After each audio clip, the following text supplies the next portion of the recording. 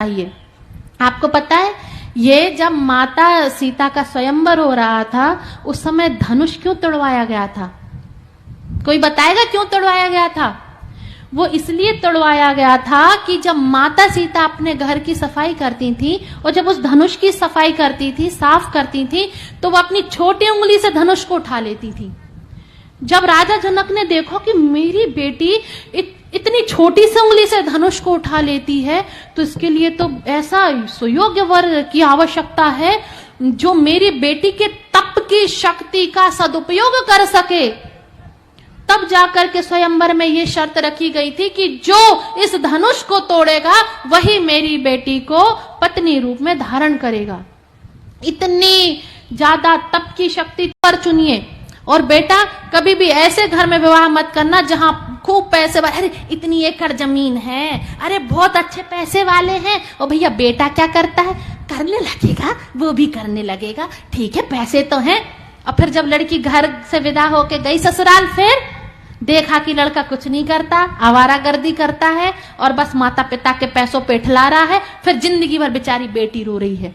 भले कम पैसे वाले घरों में भेज देना अपनी बेटी को, लेकिन जो वर हो वह सुयोग्य।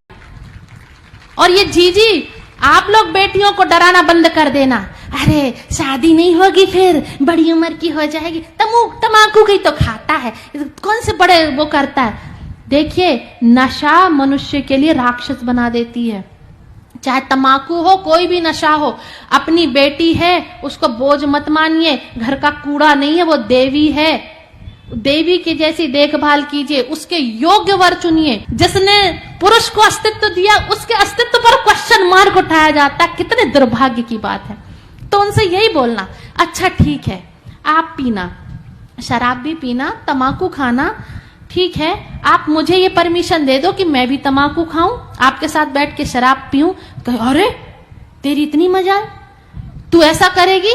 तो कहना तो फिर जब आपको लगता है कि मुझे यह आचरण नहीं करने चाहिए, तो मेरा भी बराबरी का अधिकार है कि मैं यह अपेक्षा करूं कि मेरे पति के अंदर भी किसी प्रकार के ऐसे दुर्व्यसन नहीं होने चाहिए।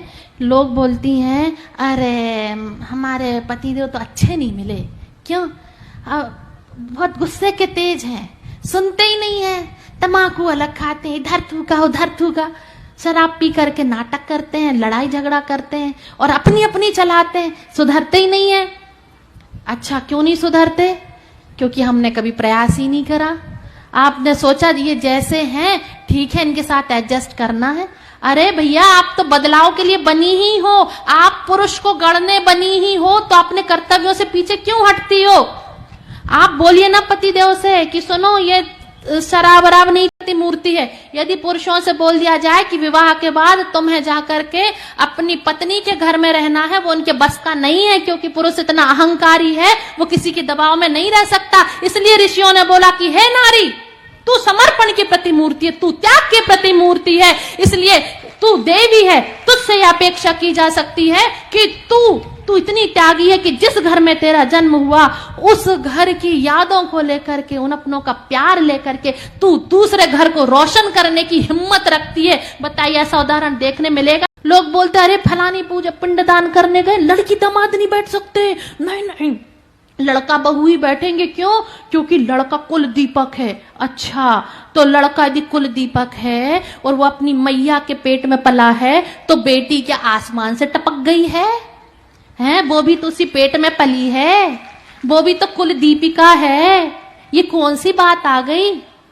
और रहा बेटियों की विदाई का क्रम, तो उसमें देखो जी किसी ना किसी को तो विदा होना ही पड़ता, या तो पुरुष विदा होकर के जाते या स्त्रियां विदा होकर के जाती। आपने राजा मनु का नाम सुना है? मनु की बेटी का नाम था इड़ा। वो बोला करती थी कि पिताजी मैं ऐसा यज्ञ करूंगी जिसके द्वारा आपके लिए स्वर्ग की प्राप्ति होगी, सारे सुखों की प्राप्ति होगी, आप सारे आध्यात्मिक भौतिक सुखों को भोगते हुए स्वर्ग को प्राप्त करोगे। आज लोग जो भ्रांतियां फैलाते हैं ना कि अरे बेटा चाहिए बेटा चाहिए, क्यों भैया? बेटा मुक्ति का कारण बनेगा, बेटा ही है जो कुल को आगे लेकर के जाता है, बेटा ही है जो हमारे लिए अग्नि संस्कार देगा, बेटा ही है जो अच्छे कर्म करेगा तो हमारे लिए पुण्य मिलेगा। ऐसा कहीं नहीं लिखा है। स्पष्ट लिखा है कि हर व्यक्ति अपने कर्मों का फल भोगता है। हाँ, यदि संतान का कर्म उसको प्रभावित करता है तो संतान चाहे बेटा हो या बेटी हो, यदि बेटा अच्छा निकलेगा तो आपके लिए अच्छा है, नहीं तो क्या